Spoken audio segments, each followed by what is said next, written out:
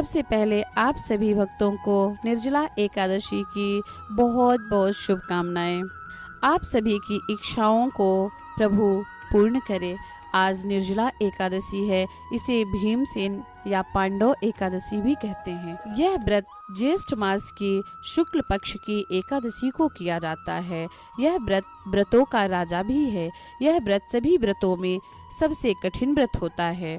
जैसे कि नाम से ही स्पष्ट है, निर्जला एकादशी।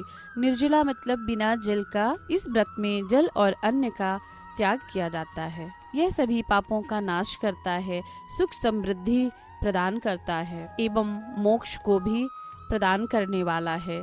यह व्रत 10वीं तिथि से ही शुरू हो जाता है।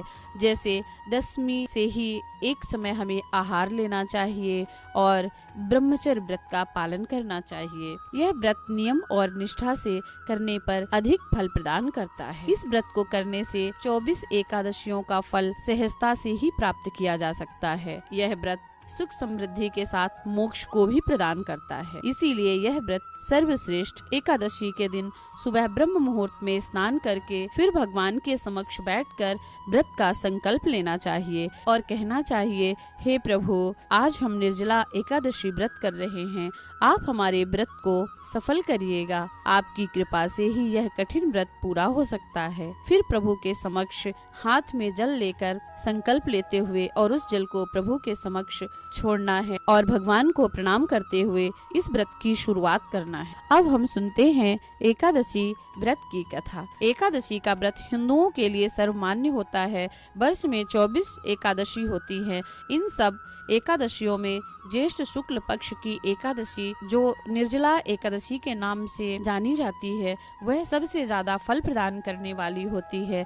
इस एक एकादशी के व्रत से सभी एकादशियों का फल प्राप्त किया जा सकता है। इस एकादशी को भीमसेन एकादशी या पांडव एकादशी भी कहते हैं। एक बार पांडवों में सबसे शक्तिशाली भीमसेन जी ने महर्षि व्यास जी से कहा, हे पितामह, राजा युधिष्ठिर, माँ कुंती, द्रौपदी, भाई अर्जुन, नकुल एवं सहदेव एकादशी पर कभी भोजन नहीं करते और मुझसे भी कहते हैं एकादशी को तुम भी व्रत किया करो, परंतु मैं उनसे यही कहता हूँ कि मैं भूखा नहीं रह सकता, परंतु मैं भगवान की शक्ति पूजा कर सकता हूँ, दान दक्षिणा भी दे सकता हूँ, पर भूखा नहीं रह सकता।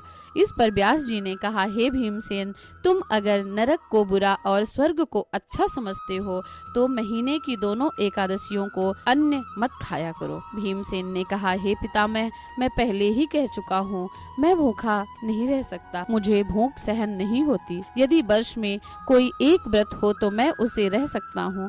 मेरे पेट में वृक्क नामक अग्नि है जो भोजन से ही शांत रहती है। इसीलिए हे पितामह, आप मुझे कोई ऐसा व्रत बताइए जो वर्ष में एक बार करने से मुझे स्वर्ग की प्राप्ति हो। यह सुनकर श्री व्यास जी ने कहा, हे पुत्र, ज्येष्ठ मास की शुक्ल पक्ष की निर्जला एकादशी करने से सभी एकादशियों का फल प्राप्त हो जाता है। इसीलिए यह व्रत सर्वश्रेष्ठ है।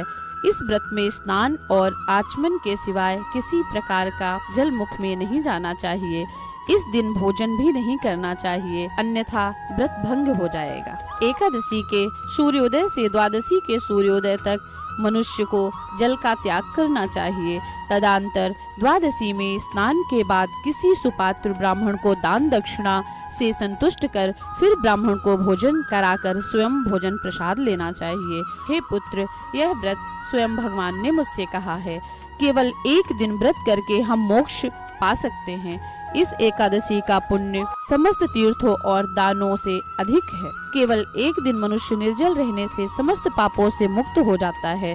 जो मनुष्य निर्जला एकादशी का व्रत करता है, उन्हें यमदूत आके नहीं घेरते, उन्हें भगवान के पार्षद लेने आते हैं और स्वर्ग ले जाते हैं। और संसार में सर्वश्रेष्ठ यह निर्जला एकादशी व्रत है।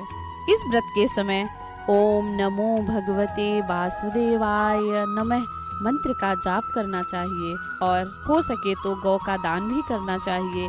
इस प्रकार श्री व्यास जी के आज्ञानुसार भीमसेन जी ने इस व्रत को किया। इसीलिए इस एकादशी को भीमसेन या पांडव एकादशी भी कहते हैं। निर्जला व्रत से पूर्व भगवान से प्रार्थना करना चाहिए कि हे भगवान, आज मैं निर्जला एकादशी व्रत कर रहा हूँ, या कर रही हूँ। अतः आपकी कृपा से मेरे सारे पाप नष्ट हो जाएं।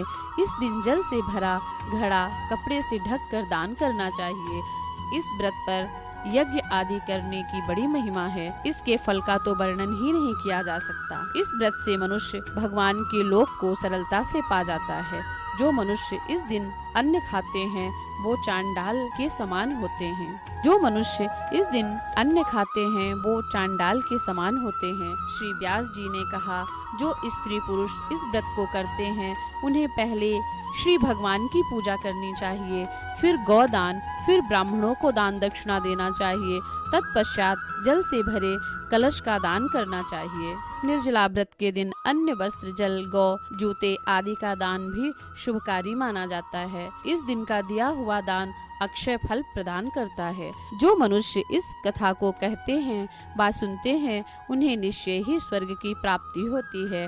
तो आप सभी को निर्जला एकादशी की ढेर सारी शुभकामनाएं। यदि आपको यह कथा अच्छी लगी हो तो कृपया मेरे चैनल को लाइक, शेयर एवं सब्सक्राइब करें।